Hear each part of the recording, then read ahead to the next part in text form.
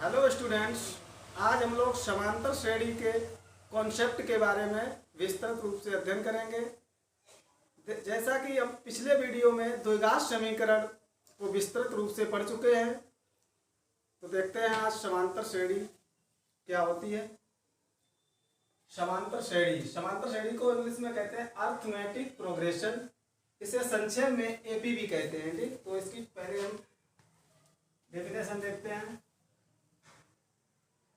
समांतर श्रेणी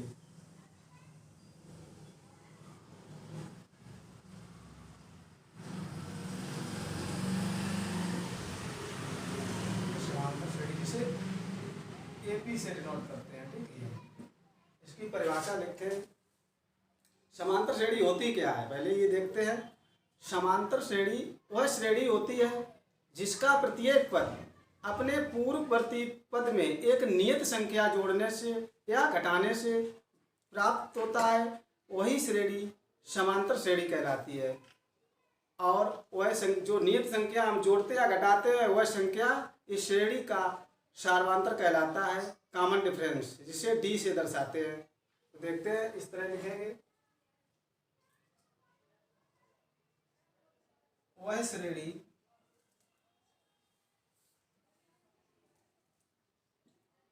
जिसका प्रत्येक पद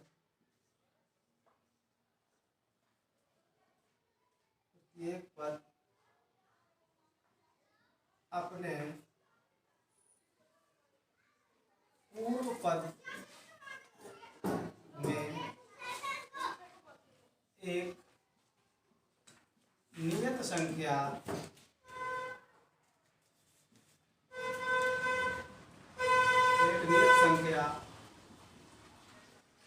जोड़ने या घटाने पर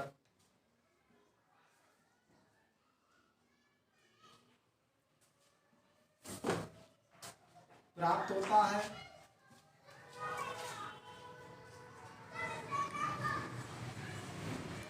वह श्रेणी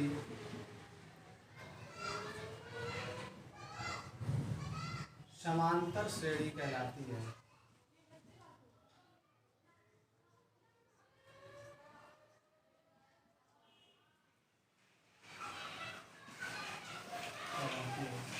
वह श्रेणी समांतर श्रेणी कहलाती है।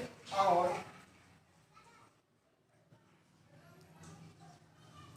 यदि एक नियत संख्या जोड़ते या घटाते हैं, ये नियत संख्या, वह नियत संख्या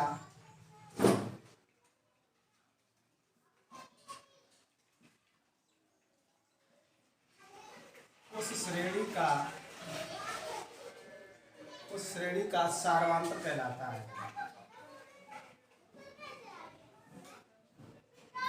सार्वधातुक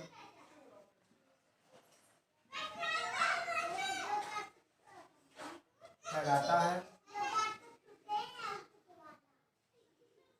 इसे कॉमन डिफरेंस कहते हैं। तो इसे डी से दर्शाते हैं। किससे? इसे डी से प्रदर्शित करते हैं।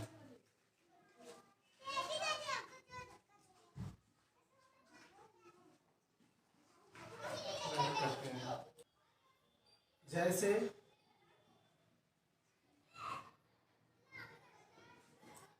2, 4, 6, 8 डॉट डॉट, इस तरह ये एक अनुक्रम है, एक श्रेणी है। इसका प्रत्येक पद देखिए समान अंतर पर है। 2 में 2 को जोड़ा तो 4 मिल गया, 4 में 2 को जोड़ा तो 6 मिल गया, 6 से 2 को जोड़ा तो 8 प्राप्त हुआ। ठीक, इस तरह इन पदों में कितने का अंतर हो रहा है?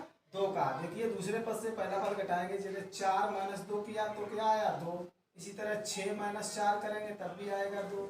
फिर 8 - 6 करेंगे तब भी कितना आया? 2।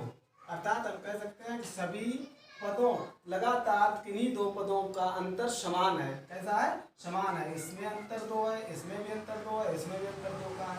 तो यही हमारा होता है सार्वधातुक। ये सार्वधातुक इसमें कितना हुआ? 2। इसी प्रकार हम अन्य श्रेणियां भी लेते हैं। जैसे 1/2, 1, 3/2, 2 डॉट डॉट, इस तरह। ठीक, अगला पद आ जाएगा 5/2। ठीक, इस तरह ये क्या है, इसमें देखिए कितने का अंतर है, दूसरा पद कितना, एक, पहला पद है 1/2, तो पहले दूसरे पद से पहले पद को घटाएंगे तो क्या आएगा 1 माइनस 1/2। देखिए यहाँ से 2 एकम 2, 2 से 1 गया 1, तो 1/2 आया। इसी तरह अगले पद पर जाएंगे, तीसरे पद में तीसरे से जब पहले दूसरा घटाएंगे तो 3/2 माइनस 1 करेंगे तब क्या आएगा 3 माइनस 2/2 बराबर 1/2 आया। इसी तरह अगले पद से घटाएंगे तो 1/2 ही प्राप्त होगा। तो ये यहाँ पर सार्वंतर क्या आया, इस श्रेणी का सार्वंतर 1/2। तो देखिए यहाँ भी 1/2 आया और इस तीसरे से दूसरे घटाया तब भी 1/2 आया। इसी तरह 2 से जब 3/2 घटाएंगे तब भी 1 आएगा। तो ये सार्वंतर हो गया p बराबर 1/2। इस तरह हमें पता होगा कि प्रत्येक पद में एक निश्चित संख्या जोड़ने से समांतर श्रेणी प्राप्त होती है। हम कह सकते हैं कि कोई समांतर श्रेणी है, उस श्रेणी के प्रत्येक पद में कोई समान संख्या जोड़ने या घटाने से जो श्रेणी प्राप्त होगी वह श्रेणी भी समांतर श्रेणी ही होगी। नोट कर लो।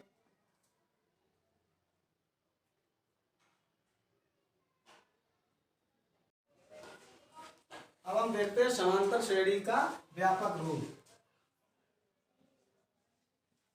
समांतर श्रेणी का व्यापक रूप।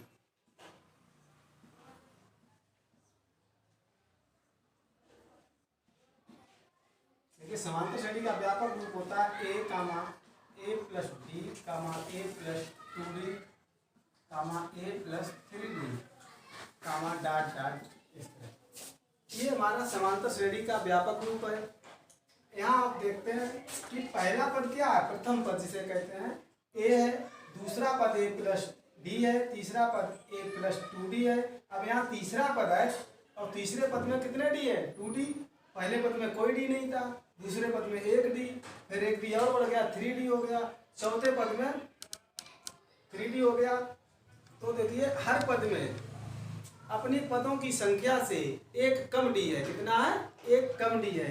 तो इस तरह हम डाटा अगर आगे कोई पद निकालेंगे तो वह पद भी अपनी संख्या से एक कम होगा। तो इस तरह हम अगर nवां पद की बात करें तो nवें पद में d की संख्या क्या होगी n माइनस 1, इतने d होंगे। तो अगला पद क्या, nवां पद क्या हो जाएगा a plus n minus 1 into d, ये हो जाएगा। तो अर्थात हम कह सकते हैं अर्थात समांतर श्रेणी या AB का nवां पद, इसे an से डिनोट करते हैं। देखिए प्रथम पद को हमेशा A1, इसे A2 और A3, तीसरा है A3 डॉट डॉट इस तरह an इसको डिनोट करेंगे। तो nवां पद हमारा क्या हो जाएगा an बराबर a plus n minus 1 into D. इस तरह ये nवां पद हम ज्ञात करेंगे। जिस तरह हमने nवां पद प्रारंभ से nवां पद ज्ञात किया है, इसी तरह हम अंत से अगर कह दिया जाए इधर से nवां पद ज्ञात कीजिए, ठीक। तो अंत से nवां पद क्या होता है देखते हैं। ये प्रारंभ से हो गया, अब लिखेंगे अंत से nवां पद, अंत से nवां पद बराबर l minus n minus 1 into T. अब अंत से nवां पद अंतिम पद ये है, अंतिम पद को हम l से डिनोट करते हैं। तो यहाँ an है तो an ही क्या होगा अंतिम पद होगा l बराबर। तो l बराबर क्या होगा अंतिम पद an। तो यहाँ हम लिख सकते हैं जहाँ, ये हो गया हमारा अंतिम पद के लिए सूत्र। देखते हैं जहाँ a क्या है प्रथम पद है, a बराबर प्रथम पद, d बराबर सार्वंतर और n बराबर पदों की संख्या।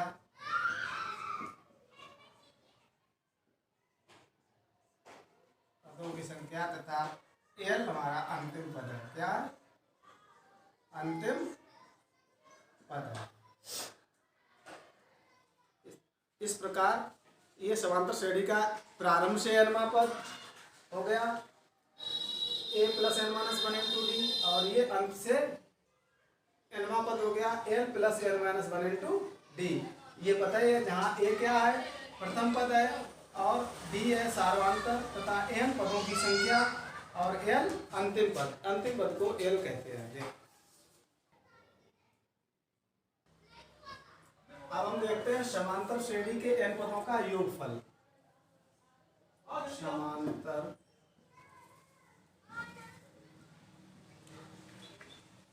श्रेणी के एन पदों का योगफल।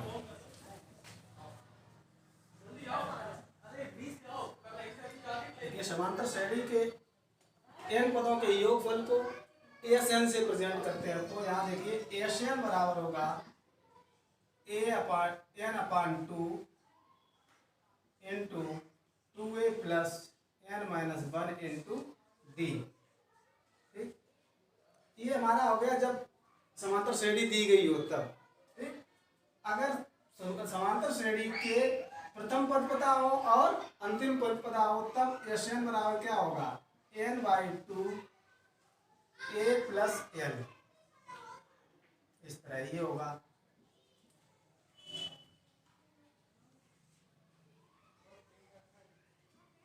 ये हो गया समांतर श्रेणी के एन पदों का योगफल, जहां ए पता है प्रथम पद है श्रेणी का प्रथम पद, एल अंतिम पद है,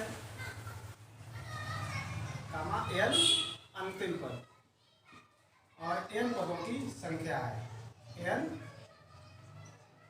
पदों की संख्या और डी पता है, जैसा बता चुके हैं, डी सार्वधातुक है। डी सार्वधातुक है, सार्वधातुक।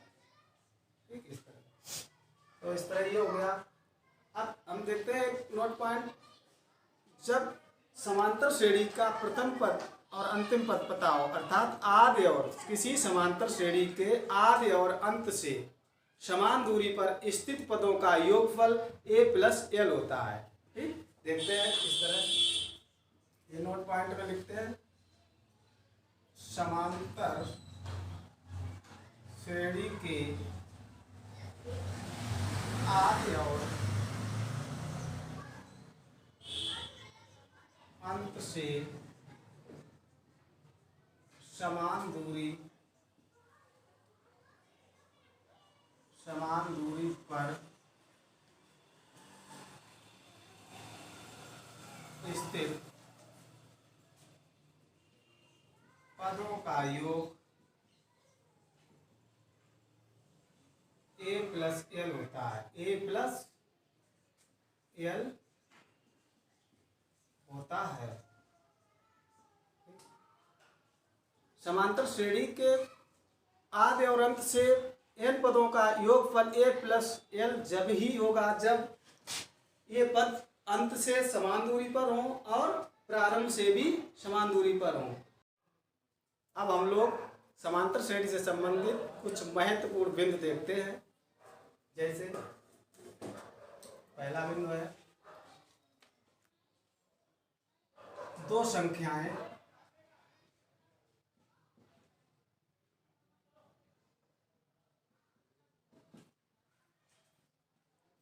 ए व बी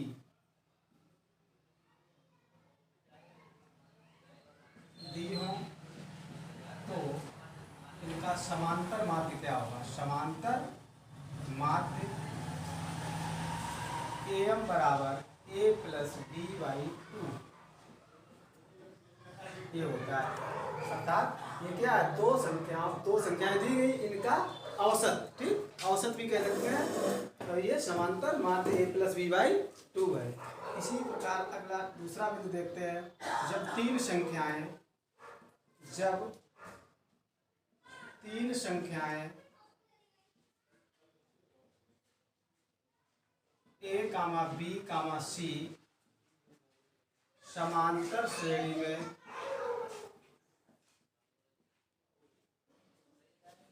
हों तब माध्य इसका क्या होगा, तब मध्य वाली संख्या अर्थात माध्य b बराबर ऐसे लिखते हैं माध्य b बराबर a प्लस सी बटे 2। जब तीन संख्याएं समांतर श्रेणी में हो तो उनका माध्य प्रथम संख्या प्लस अंतिम संख्या बटे 2 होता है। ठीक, अर्थात यहाँ से हम लिख सकते हैं, देखो 2 को इधर लाएंगे तो क्या हो जाएगा, संबंध हो जाएगा 2b = a प्लस सी। जब तीन संख्याएं समांतर श्रेणी में हो तो मध्य पद का दुगुना प्रथम और अंतिम पद के योगफल के बराबर होता है। ठीक,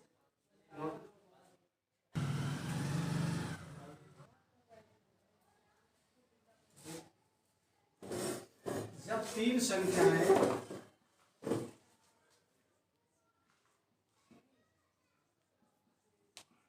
संख्याएं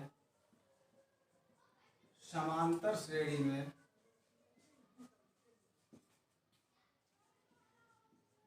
लेनी हो तो वे संख्याएं तो इस प्रकार लेते हैं। जैसे पहली संख्या a माइनस डी, तो दूसरी इसमें d जोड़ने पर a आ जाएगा, तीसरी क्या हो जाएगी a प्लस डी, इस प्रकार मानते हैं। ठीक, इसी तरह नेक्स्ट पॉइंट, जब समांतर श्रेणी में चार संख्याएं लेनी हो, कितनी, समांतर श्रेणी में चार संख्याएं लेनी हो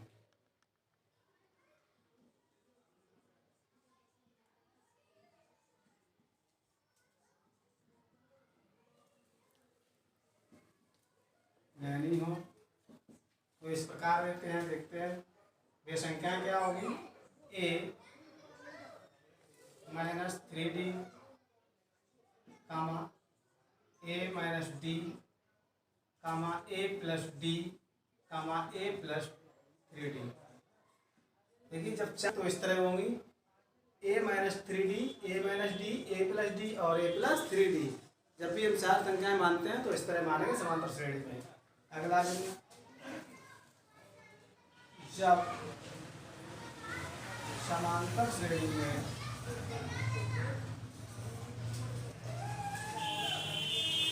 पांच संख्याएं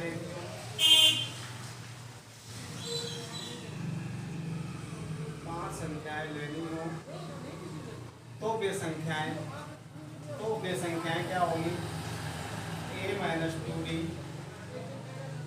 a minus d, a comma a plus d comma a plus 2d। इस तरह जब पांच संख्याएं लेंगे तो a माइनस 2d पहली मानेंगे, फिर इसमें d जोड़ते चले जाएंगे तो a माइनस डी, फिर a, फिर a plus D, a plus 2d। इस प्रकार पांच संख्याएं लेते हैं। ठीक, ये महत्वपूर्ण पार्ट है, नोट कर लो।